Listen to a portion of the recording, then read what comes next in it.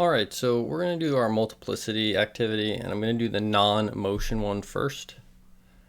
So for the non-motion one, I'm just going to bring my pictures in, and I think the easiest way to do this is get all of your files in a location and just start dragging them in one by one. So there's 1, 2, 3, 4, and you should have 5, but I only did 4 for this.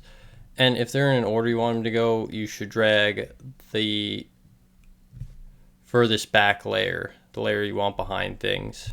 So in an action shot, that would be the one that happens first. You should drag that one in first. So whichever one in real life happened first, you would want to drag that one in first. So the first thing I'm going to do is I'm going to select all 4 of these layers. So I held shift and I had the first one selected, and then I clicked on the bottom one. So I'm selecting all 4 of these layers, and I'm going to go to edit, and I'm going to auto align. This is going to ensure that if I had any movement in my camera, hopefully the background will align. A big part of doing this well, and I talked about this when I gave the lesson, is you want your camera to remain in the same spot for all of the pictures. Only the subjects move. So like if I go up here to the first picture and I reduce the opacity, we're looking to see if the couch moves at all. And it looks like when I reduce the opacity, the couch doesn't move at all. So if I turn that layer off and go check on the next one, it should give us a similar, and you see the pillow moves a little, and there's nothing we can do about that. But we're just going to move on. I think for the most part it's going to be all right, and I'm just going to check this one, which is the last one. So the couch looks okay. Everything seems to be in order, and we get to move on. So what we have to do first here is, you'll notice there's a little bit of a cropping we might have to do at the end, because we've got just a little shift in all of our pixels. And we'll do that at the end. But the first thing we got to do here is select out whatever, and we got to go to the layer we want, whatever we want to keep in here. So in your case, that'll be whatever your subject is. So I'm just going to use the marquee tool really fast because we're going to be doing this with masks, and I don't foresee any specific details that are going to make this difficult. So I selected out what I wanted, and I'm going to add a mask, which brings it in. And in this case, it doesn't look like it affects anything. So I'm going to leave it as is.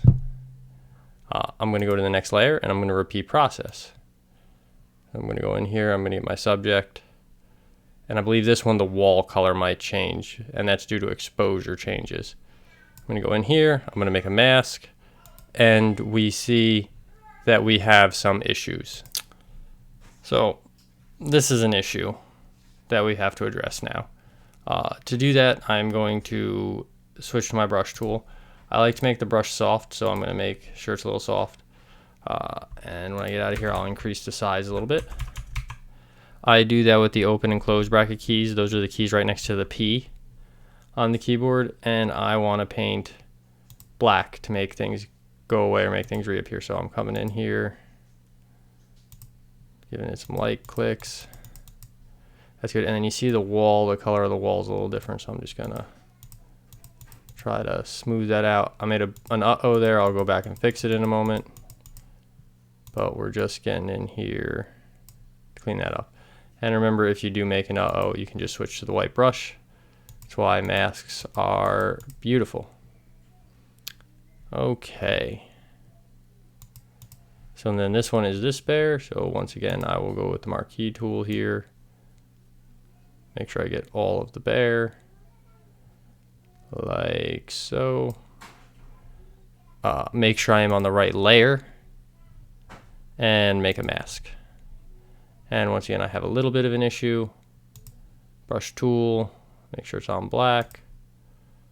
I'm gonna come in here and get the bear back, and then this bit over here, I've got to switch brushes, and I will just carefully